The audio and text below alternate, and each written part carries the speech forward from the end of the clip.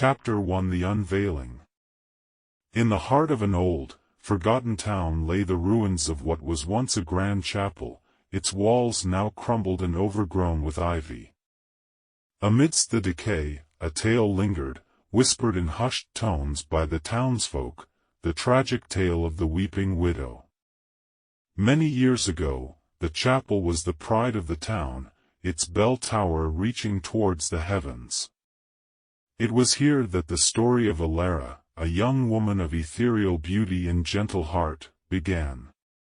She was betrothed to Edward, the son of a wealthy merchant. Their love was the talk of the town, a union that seemed blessed by the stars themselves. As the wedding day approached, the chapel was adorned with flowers and silk, the air filled with the scent of roses and the sound of joyous melodies. Alara, in her bridal chamber, was a vision in white, her gown flowing like a cascade of pure light, her veil delicately framing her face. But as the sun dipped below the horizon, a sense of foreboding crept over the chapel. Whispers of a dark secret swirled like the evening mist. Unknown to Alara, Edward harbored a sinister betrayal.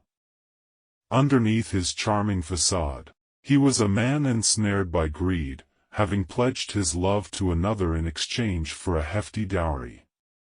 The ceremony began under the watchful eyes of the ornate stained-glass windows. Alara, radiant with happiness, walked down the aisle, her eyes only for Edward. But as she reached him, the unthinkable happened. A scream pierced the air, echoing through the hallowed walls. Edward's true love, enraged by deceit, had come to claim her due. In the ensuing chaos, Edward, torn between greed and guilt, made a fateful decision. He denounced Alara, declaring his love for the other woman. The chapel erupted in gasps and murmurs. Alara, her heart shattered, fled from the altar, her tears flowing like rivers down her cheeks. She ran through the darkened woods surrounding the chapel, her wedding gown torn by the thorns and branches. Lost and heartbroken, she wandered aimlessly until she stumbled upon a cliff overlooking a raging river. The moonlight cast a ghostly glow on her tear-stained face.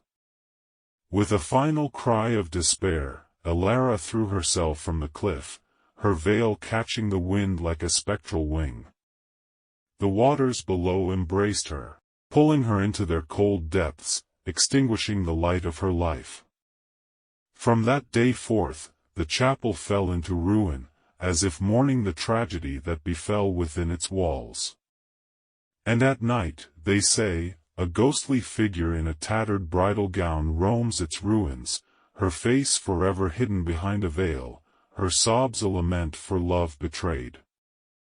The townsfolk named her the Weeping Widow, a spectre of sorrow and vengeance, forever bound to the place of her deepest despair. And so begins the tale of the Weeping Widow, a tale of love, betrayal, and eternal mourning. Chapter 2 The First Haunting. As nightfall descended upon the town, a thick fog rolled in from the river, enveloping the chapel in a ghostly embrace. The townsfolk locked their doors and shuttered their windows, for they knew the hour of the Weeping Widow was at hand. That night, Thomas, a young man bold and skeptical, dismissed the tales of the widow as mere superstitions. Eager to prove his bravery, he ventured towards the chapel, a lantern his only companion in the encroaching darkness. The moon, a sliver in the sky, cast an eerie glow over the crumbling stone and twisted vines of the forsaken place. Thomas approached the chapel with a mix of trepidation and excitement. The once hallowed grounds now lay in ruin, the bell tower silent, its bell long since fallen and shattered. The stained glass windows, once vibrant, were now but fractured shards, the depictions of saints and angels distorted into grotesque shapes. He pushed open the heavy wooden door, its hinges groaning in protest. The interior of the chapel was shrouded in shadows, the remnants of pews and a broken altar barely visible. Thomas's lantern flickered as a chill wind whispered through the broken windows, carrying with it a faint, sorrowful sob. Laughing nervously, Thomas called out, challenging the ghost to reveal herself. His voice echoed through the desolation, a sound out of place in the oppressive silence. He wandered deeper into the chapel, his footsteps echoing on the stone floor. As he neared the altar, the air grew colder, the shadows darker. The sobbing grew louder, a mournful cry that seemed to resonate from the very walls. Thomas felt a sense of unease creeping over him, a feeling that he was not alone. Suddenly, the lantern flickered out, plunging him into darkness. A cold hand seemed to brush against his neck, sending shivers down his spine. He fumbled for matches, his hands trembling, as the sobbing grew to a wailing, a sound of profound grief and anger. When the lantern finally flickered back to life, Thomas gasped in horror. Before him stood the weeping widow, her tattered gown billowing as if in an unseen wind, her face obscured by the veil. Her eyes, visible just beneath the fabric, glowed with a malevolent light. Frozen in fear, Thomas could only watch as she glided towards him, her movements ethereal and otherworldly. He tried to run, but his legs refused to obey. The widow's wailing crescendoed into a scream, a sound that seemed to shake the very foundations of the chapel. And then, as quickly as she appeared, she vanished. The chapel fell silent once more, the oppressive feeling lifting as if it had never been. Thomas, his courage shattered, fled the chapel, the widow's scream still echoing in his ears. The next morning, Thomas was found wandering the town, his hair turned white, his eyes wide with an unspoken terror. He spoke only in whispers, a broken man haunted by the ghostly visage of the weeping widow. The townsfolk no longer doubted the tales. The weeping widow was real, a specter of vengeance roaming the chapel ruins, and her curse was only beginning. Chapter 3: The Skeptic's Demise. Word of Thomas's encounter with the weeping widow spread like wildfire through the town, each retelling more embellished and terrifying than the last. Among the fearful whispers, one voice stood in stark defiance: Eleanor, a woman of science and reason, a skeptic who scoffed at superstitions. Eleanor, driven by a desire to dispel the myths clouding the town's logic, decided to confront the legend herself. Armed with her analytical mind and a lantern, she set out for the chapel as dusk fell, the sky a canvas of deep purples and ominous grays. The path to the chapel was overgrown, nature reclaiming the forgotten ground. Eleanor walked with determined steps, her lantern casting long, dancing shadows among the trees. The chapel loomed before her, its silhouette a stark contrast against the twilight sky. As she entered the chapel, the air turned cold, the silence oppressive. Eleanor, undeterred, began her investigation, examining the broken pews and shattered altar, documenting her observations. She spoke aloud, her voice echoing in the hollow space, detailing her rationale for the natural causes behind the so-called hauntings. But as she spoke, an unseen force seemed to stir within the chapel. The wind whispered through broken windows, carrying with it a low, mournful sob. Eleanor paused, her rational mind struggling to explain the unexplainable. Then, from the shadows, a figure emerged. The weeping widow, her gown a spectral white against the darkness, her face hidden beneath her veil. Eleanor, eyes wide with disbelief, backed away, her skepticism faltering in the face of the apparition. The widow glided towards her, the air growing colder with each step. Eleanor, struggling to maintain her composure, demanded proof of the ghost's existence, her voice trembling. The widow responded not with words but with a chilling wail, a sound that seemed to emanate from the depths of despair. Panicked, Eleanor turned to flee, but the chapel doors slammed shut with an unseen force. She was trapped. The widow's wailing grew louder, the sound clawing at Eleanor's mind, driving her to the brink of madness. In a desperate attempt to escape, Eleanor hurled her lantern at the widow. The glass shattered, the flames catching on the dry wood, spreading quickly. The chapel was soon ablaze, the fire illuminating the widow's ghostly form. Amidst the inferno, the widow's wail turned into a scream of rage and sorrow. Eleanor, overcome by smoke and terror, fell to her knees, her rational explanations useless in the face of the supernatural wrath she had unleashed. As the flames engulfed the chapel, the townsfolk gathered outside, watching in horror. By the time the fire died down, leaving only smoldering ruins, Eleanor was nowhere to be found. All that remained was her charred lantern and the lingering echo of the weeping widow's scream. The town's skepticism died that night in the flames, replaced by a fearful respect for the legend of the weeping widow. Her curse was not a tale to be trifled with, and her wrath was as real as the ashes that now lay where the chapel once stood. Chapter 4: The Lover's Last Embrace. In the wake of the chapel fire, the legend of the weeping widow grew ever darker.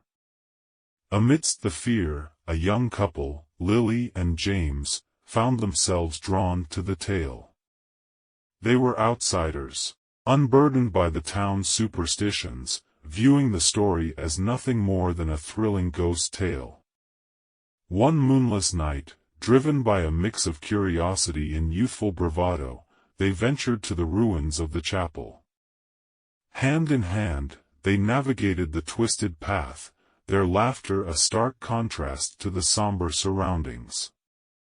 The chapel ruins, bathed in the soft glow of their flashlights, seemed less a place of horror and more a testament to a bygone era. They explored the charred remains, Lily playfully calling out to the weeping widow, daring her to appear. As they reached the heart of the ruins, where the altar once stood, the air grew inexplicably cold. The laughter died on their lips, a sense of unease creeping over them.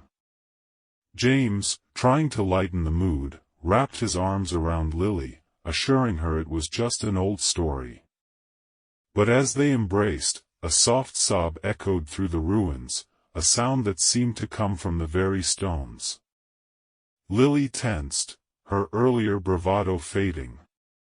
The sobbing grew louder, a lament that resonated with grief and anger. From the shadows, a figure emerged, the weeping widow, her gown ghostly in the dim light, her face hidden behind her veil. Her presence was suffocating, the air heavy with sorrow. Lily and James, frozen in fear, could only watch as the widow glided toward them.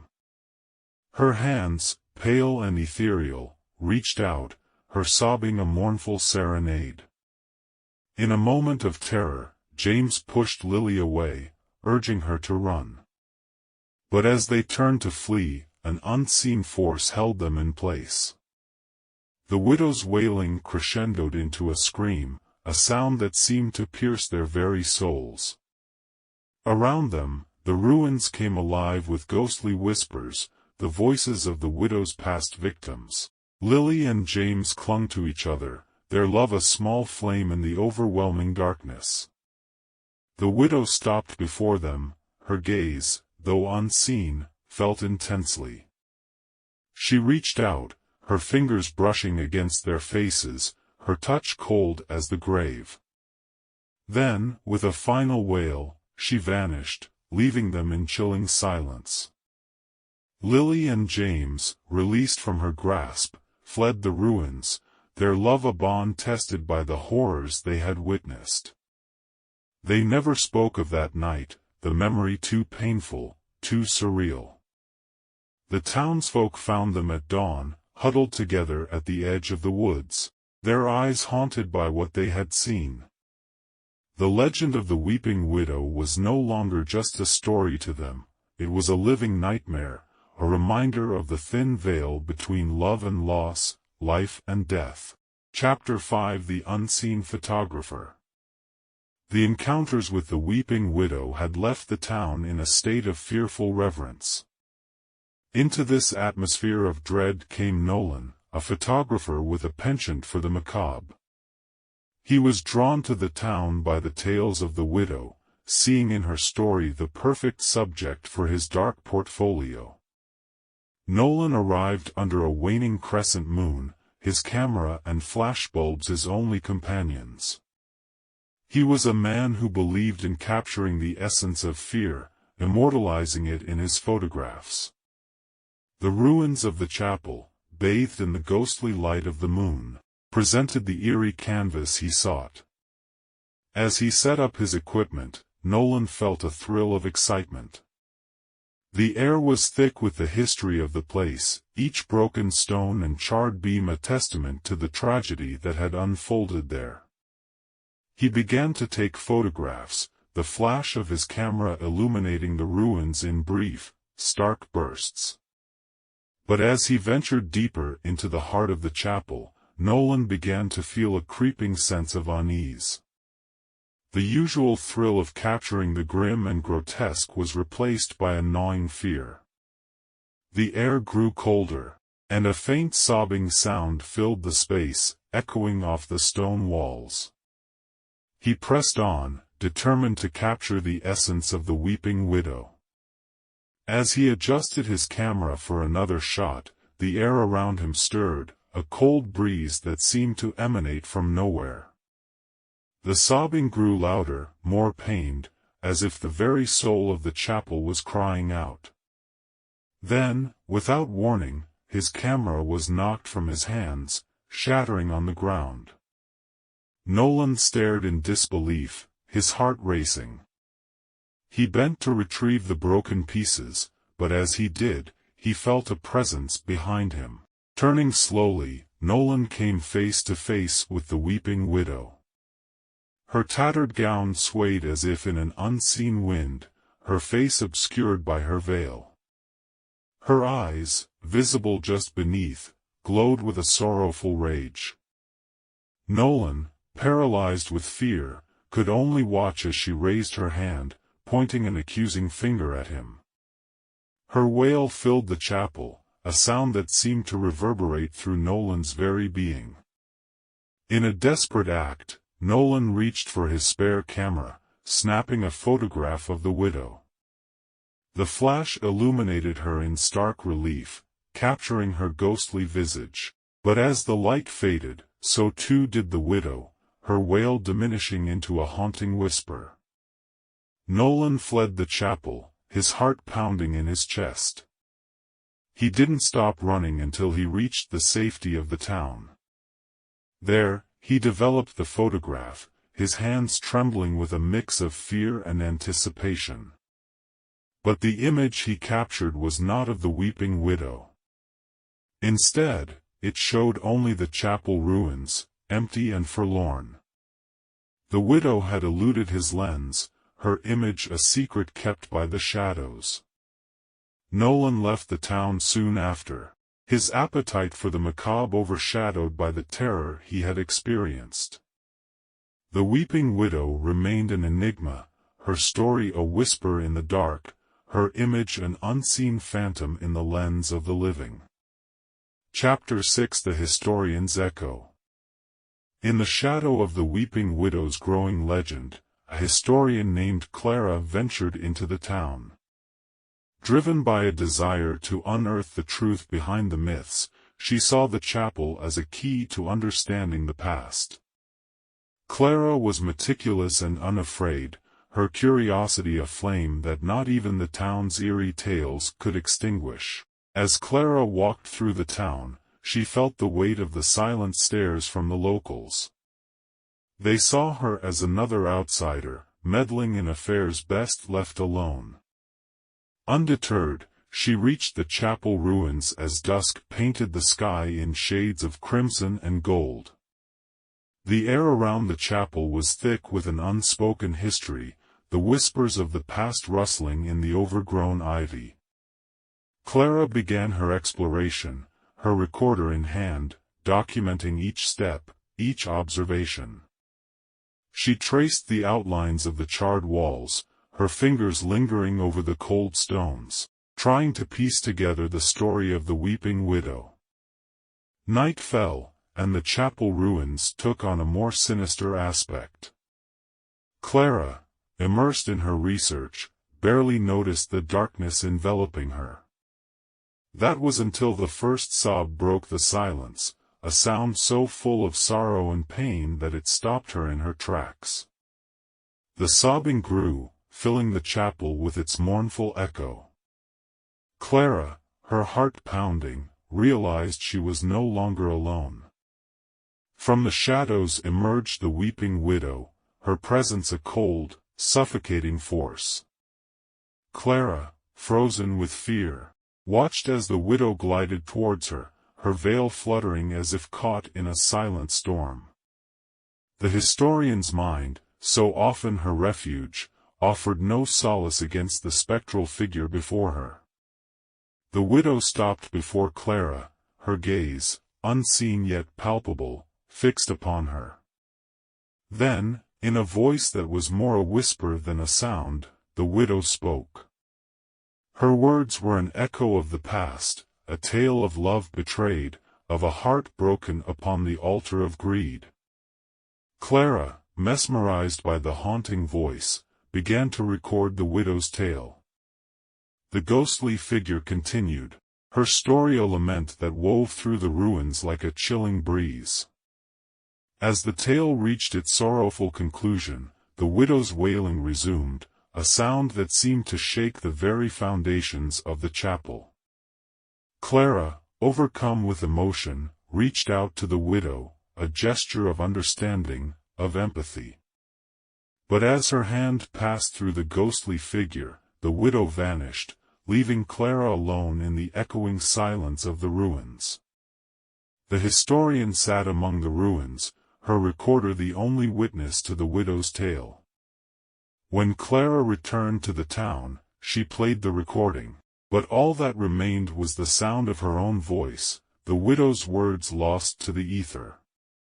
The townsfolk listened, their eyes reflecting a mix of fear and sadness, the legend of the weeping widow awound upon their collective soul.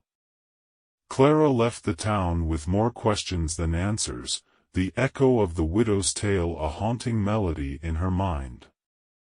The chapel remained, a silent guardian of a story that refused to be silenced, a tale that lived on in the whispers of the wind and the sobs of a ghostly bride. Chapter 7: The Treasure Hunter's Descent.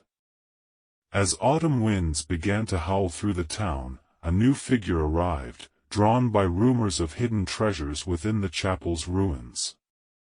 Marcus, a seasoned treasure hunter, had little interest in ghost stories. To him, the weeping widow was nothing more than a local legend, a tale to scare children and keep the curious at bay. Armed with a metal detector and a map of the chapel's original layout, Marcus entered the ruins under a crescent moon. The once sacred place was now a skeleton of its former glory, the moon casting long shadows over the broken stones and fallen beams. Marcus began his search, his detector humming as it swept over the ground. He was methodical, his eyes alight with the prospect of finding long-lost valuables. The stories of the town's fearful inhabitants had only fueled his determination. As he probed deeper into the ruins, a sense of unease began to creep over him. The wind seemed to carry whispers, and the air grew unnaturally cold. Marcus shrugged off the feeling, attributing it to the chill of the night and his imagination. But then, his metal detector started to behave erratically, its steady hum turning into a frantic beeping. Marcus, puzzled, knelt to investigate, brushing away the dirt and debris. As he did, a soft sob echoed through the ruins, stopping him cold. He looked up, and there, in the dim light of his lantern, stood the weeping widow. Her tattered gown fluttered as if caught in a breeze, her face hidden beneath her veil. Her presence was overwhelming, a palpable force of grief and anger.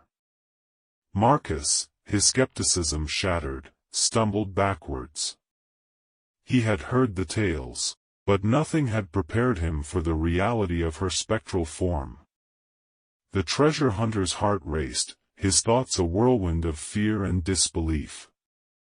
The widow moved towards him, her steps silent, her wail a mournful symphony.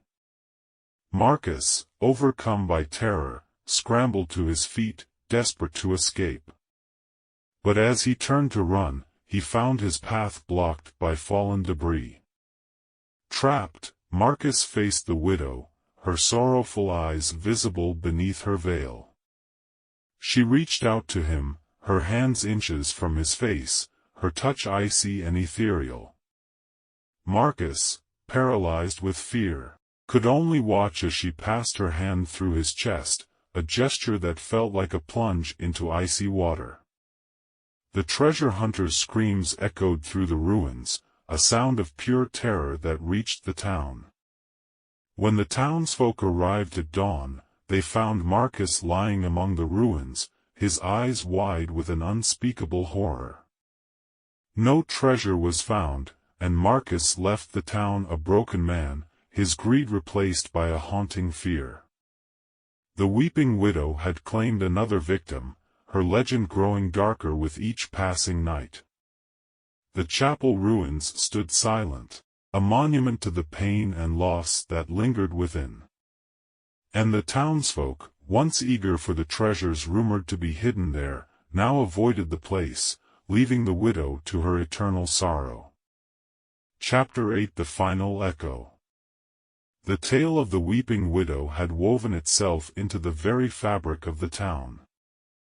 As winter's frost blanketed the land, a final chapter unfolded, one that would seal the widow's fate and cast her story into the shadows of time.